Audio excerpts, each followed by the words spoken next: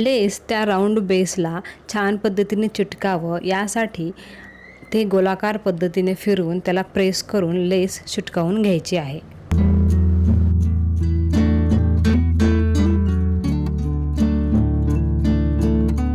लेस पूर्णपणे चिटकावून झालं की 5 ते 10 मिनटं हे आपल्याला ड्राय करण्यासाठी सोडून द्यायचं आहे. तुम्ही पाहू शकता एकदम छान सुंदर ट्रॅडिशनल असं एक प्लेट आपलं तयार झालेलं आहे.